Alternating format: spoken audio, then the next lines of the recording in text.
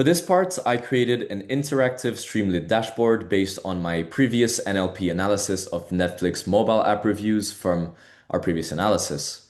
So the goal with this dashboard was to help Netflix executives quickly understand customer sentiment, app problems, and machine learning model results in a very clear, simple, and visual way.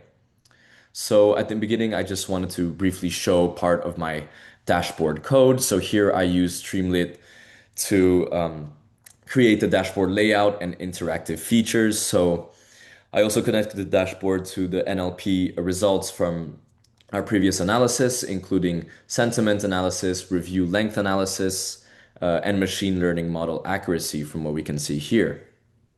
So the dashboard automatically updates when filters are changed, which allows executives to explore customer feedback interactively. So now I will show my final dashboard. So this dashboard was designed for a C-suite audience, meaning executives such as CEOs, product managers, or business leaders at Netflix. So executives usually do not want to read like raw code or very big data sets. So instead, they wanted, fast business insights, simple visuals, and just important numbers that help with their decision making. So the purpose of this was to ask important business questions such as how many reviews are negative, are customers satisfied with the app, what types of reviews are longer or more detailed, how accurate are the NLP models, and how can Netflix use this information in order to improve the mobile app experience. So I think this dashboard really simplifies all the technical NLP analysis into more or less easy to understand business insights. So as you can see here on our left-hand side, I added some interactive filters. So these filters allow executives to really explore reviews more easily. So the first one being the sentiment filter. So I can choose here between choosing all sentiments, whether it's positive, negative, or neutral. So for instance, when I select on negative reviews, the dashboard automatically updates. As you can see here, there's only presence of negative reviews. And yeah, just basically focuses only on unhappy customer feedback. So I think this is useful because it can help the readers quickly focus on customer complaints instead of just reading thousands of reviews manually. So I'm going to put this back to all. So our second filter is the minimum rating slider. So basically, this allows us to filter reviews based on the ratings. For example, if I increase the minimum rating from 1 to 2, the dashboard will automatically update the reviews. And so our next filter here, I'm going to put this back. Our next filter is a search word in reviews, a review search box. So if users, for instance, if I type like problem and I enter to apply, we can see that the keyword problem is mainly found in negative sentiments. We can even go, I will explain it later, but we here basically, I think it's in the Review Explorer, we can see all the different customer reviews with that keyword problem. And as you can see, most of them are negative. So here, I'm just gonna delete this part, move back up. So yeah, so at the top of the dashboard, I included key business metrics. These metrics help summarize the most important information immediately. So we have the total reviews, the positive reviews, the negative reviews, as well as the negative review rate. The data set, as previously mentioned, contains 5,000 Netflix mobile app reviews. So out of these, there is 2,631 were positive. As you can see here with the count, 2023 were negative and 346 were neutral.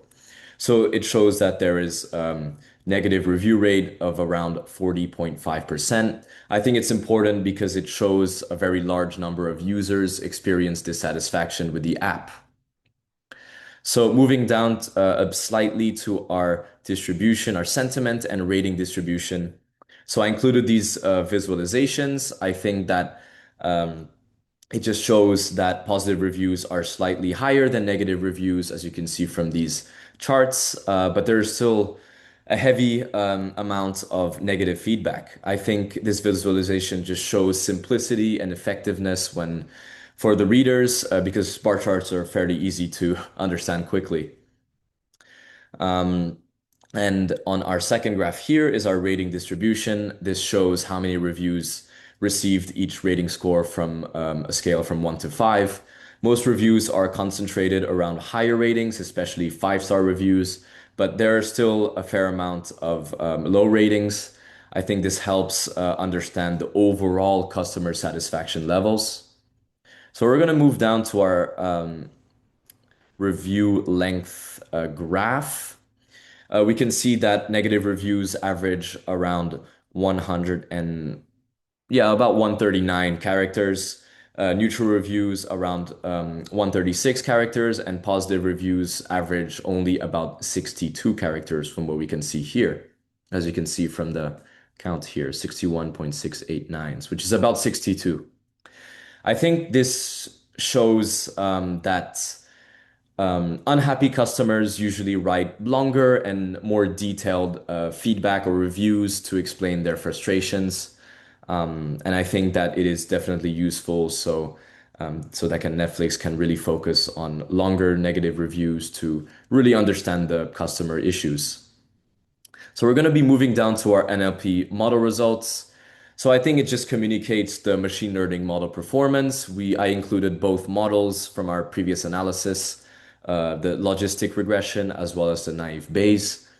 We can see that they approximately have the same percent accuracy at around, let's just say if we round it up at around 85 percent accuracy. So, instead of showing complicated technical outputs, I just help simplify the results into easy business metrics. I think it's important because they really care more about how reliable is the model in order to help support decision making. So next is actually a very interesting part of the dashboard. It would be the Review Explorer.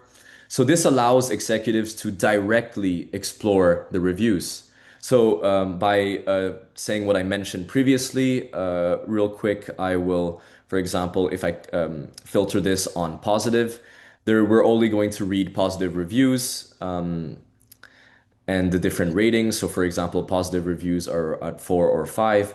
If I click, for instance, on negative reviews, we can see that all ratings are pretty much at 1 and they are here explaining their issues.